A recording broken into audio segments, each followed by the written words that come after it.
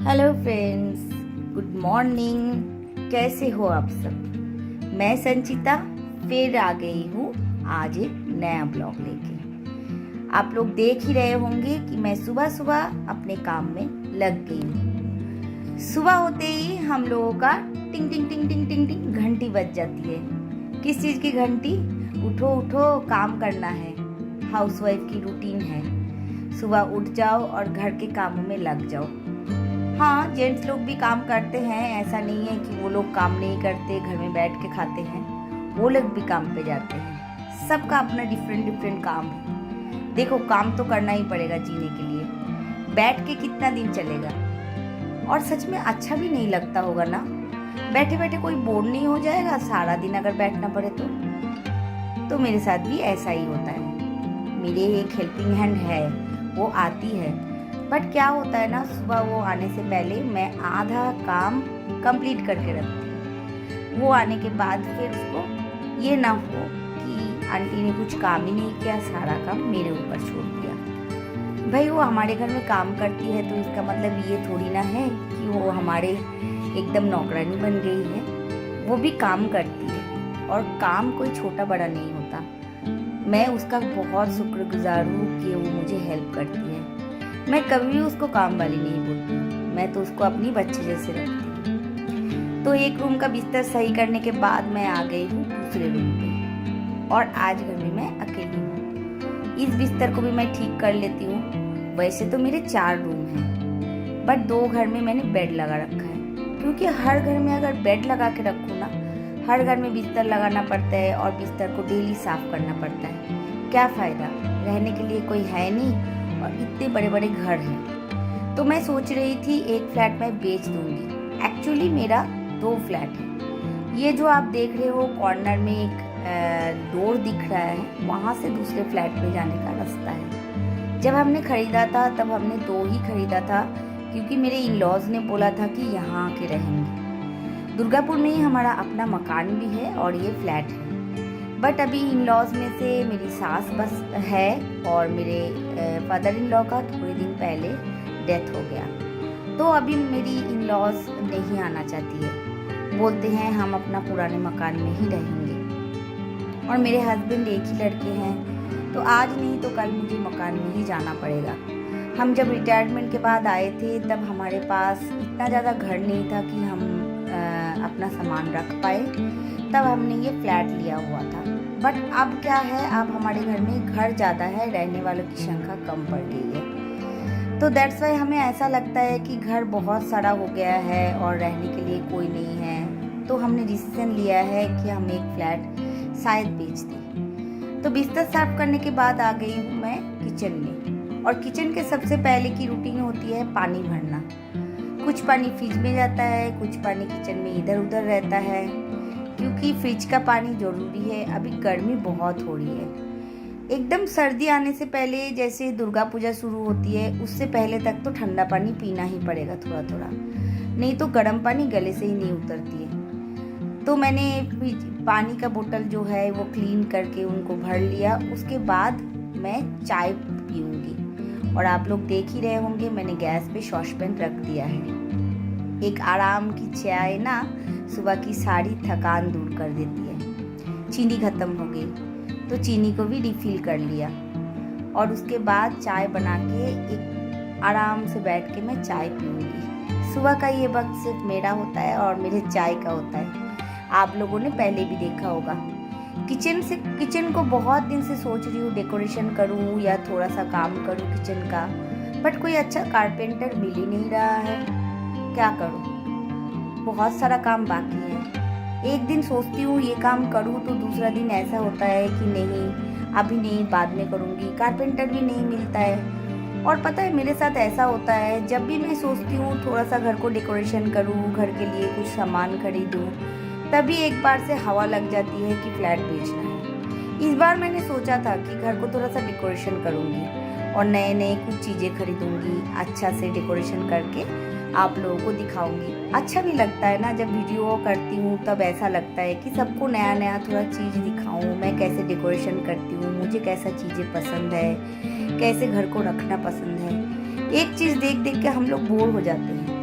But फिर पता है क्या हुआ, कब मैंने बोला हुआ था किसी को मुझे फ्लैट बेचना है, वो लोग देखने आ गए। फिर मेरा मूड थोड़ा सा हट गया कि फट जब बेचना ही है तो किस लिए मैं इतना मेहनत कर रही हूँ। और मैं अब बैठ गई हूँ डाइनिंग टेबल पे। डाइनिंग टेबल पे क्या क्या है आप सबको को दिख रहा है ना, मेरी दवाई की डब्बा, पानी का बोतल, चाय, बिस्किट्स, ये सब लेके मैं डाइनिंग टेबल पे सुबह बैठती हूँ। सुबह मुझे बहुत सारे मेडिसिन लेनी पड़ती है, बहुत बीमार जो हूँ मैं। आप लोगों को देख के लगता नहीं होगा कि मुझे कोई प्रॉब्लम है, बट हाँ मुझे बहुत सारे प्रॉब्लम है। बट मैं अपने हौसलों को ना बुलंद रखती हूँ, ये नहीं सोचती कि मैं बीमार हूँ, क्योंकि अगर मैं बीमार सोचने लगी ना तो कुछ भी काम मैं कर ही नहीं पाऊँगी। ऐसा लगेगा मैं बस सोते रहूँ और सोते रहूँ। तो ऐसे सोचने से नहीं चलेगा। तो मैं सुबह उठ के डेली एक बार सोचती हूँ मैं ठीक हूँ, फिट हूँ, और दवाई खाती हूँ, अपने काम पे लग जाती हूँ। देखो ज़िंदगी बड़ी नहीं होनी चाहिए, लंबी नहीं होनी चाहिए, क्योंकि अगर आप डेली ये सोचोगे कि मैं बीमार हूँ तो ज़िंदगी बहुत लंबी लगेगी। तो मेरे हिसाब से अच्छा से रहना चाहिए और दिमाग में ये चीज़ नहीं रखना चाहिए कि मैं बीमार हूँ, क्योंकि आप दिमाग में जितना रखोगे कि मैं बीमार हूँ ना, उतना आपको महसूस होगा बीमारी का। अब आप लोग सोच रहे होंगे कि अच्छी खासी तो दिखती है, क्या बीमारी है इन्हें? अरे भाई, थायराइड, कोलेस्ट्रॉल, शुगर, सब कुछ है मेरे पास। हाई ब्लड प्रेशर, नर्व की बीमारी है, सर्वाइकल स्पॉन्डिलाइटिस है, मेरे दोनों घुटने काम नहीं करते, और भी क्या क्या है मैं क्या बताऊँ। डिप्रेशन, एंग्जाइटी, बहुत सारे दवाई खाती हूँ, डॉक्टर भी सोचता होगा। और हाँ, एक चीज़ और बताऊँ, मेरे डॉक्टर मेरा यूट्यूब का भी फ़ैन है, और वो मुझे बोलता है कि कैसे कर ले तो इस एज में एक मिड एज क्राइसिस तो सबको होती है, मेरे को भी होती है, बट मैं उस चीज़ को नज़रअंदाज करती हूँ। तो चलो, आप लोगों से बात करते करते मैंने चाय पी लिया। चाय पीने के बाद डाइनिंग टेबल को साफ़ करने के लिए आ गई। डाइनिंग टेबल में दुनिया भर की चीज़ें रहती है। ये डाइनिंग टेबल ना हुआ, पार्लियामेंट का कोई टेबल हुआ। हर गॉसिपिंग, हर झगड़ा, हर डिसीजन, हर हंसी, हर मजाक इस मेरी डाइनिंग टेबल पे होती है। और मैंने ना जब फ्लैट लिया था, बहुत बड़ी डाइनिंग टेबल लिया था, 6 सीटर, काफ़ी जगह है इसमें, और यहाँ पर ना बैठ के ही मैं सब कुछ करती हूँ। वीडियो बना के जब मैं थक जाती हूँ तब भी यहाँ आके थोड़ी देर रेस्ट कर लेती हूँ, पानी पी लेती हूँ, चाय पी लेती हूँ। इस जगह का डेकोरेशन मैं थोड़ा अलग करने वाली हूँ, क्योंकि काफ़ी दिन हो गया इस जगह का एक जो डेकोरेशन है देख देख के मैं बोर हो गई। और फिर ये जो आसमानी कलर है ना, हमारे सरकारी क्वार्टर में ऐसे ही कलर होते थे जब हम आर्मी में रहते थे। तो मैंने अपने हस्बैंड को बोला, आप मुझे दुर्गा पूजा से पहले ये कलर चेंज करवा दो। बहुत दिन हो गए सिर में मैंने ना बाल में तेल नहीं लगाया। और क्यों नहीं लगाया आपको बताऊं? बरसात में ना बाल इतने चिप होते हैं कि क्या बताऊं। ऐसा लगता है सारा दिन बाल गीले पड़े हुए हैं, तो इस वजह से मैंने तेल नहीं लगाया था। बट आज थोड़ा खाली टाइम मिला तो मैंने सोचा अपना थोड़ा सा फेस का और बाल का देखभाल करती हूँ। फेस पे मैंने फेस पैक लगा लिया है, और उसके बाद मैं बालों में भी तेल लगा लूँगी। तो फेस पैक लगाने के बाद अगर बालों में तेल लगा लूँगी, थोड़ी देर बैठना पड़ेगा, उसके बाद मैं जाके नहाऊँगी। एक्चुअली में क्या है ना, मेरे ना स्किन में, बालों के स्किन में एक रैशेस हुआ था, तो डॉक्टर ने मुझे बोला था आप बालों में तेल ज़्यादा मत लगाया करो। तो मैं क्या करती हूँ, अच्छी तरह से बालों में चम्पी करती हूँ। चम्पी करने के बाद 1-1.5 घंटा रख देती हूँ। उसके बाद मैं ना वॉश कर लेती हूँ शैम्पू से, क्योंकि इस तेल से ना मेरे थोड़े से बालों में इन्फेक्शन हो जाता है, पसीना रह के। पता नहीं आप सबको होता नहीं होता, मेरे साथ तो होता है। और मेरे ना बाल बहुत घुंघराले थे पहले, बट अभी बहुत बाल झड़ रहे हैं। बरसात का महीना है, आप सबको भी होता होगा। और मैं एकदम बालों को खोल के नहीं रख सकती, सबसे बड़ी प्रॉब्लम तो ये है। अगर मैं बालों को खोल के रख सकती तो थोड़े से बाल गीले कम होते और झड़ते भी कम। तो मैंने बालों पे तेल लगा लिया, थोड़ी देर बैठूंगी और उसके बाद नहाने जाऊंगी। और ये जो मेरा तेल है ना सेसा का, इसके साथ ये जो एप्लीकेटर है ये मिला, इससे ना हेड में बहुत अच्छा सा मसाज हो जाता है।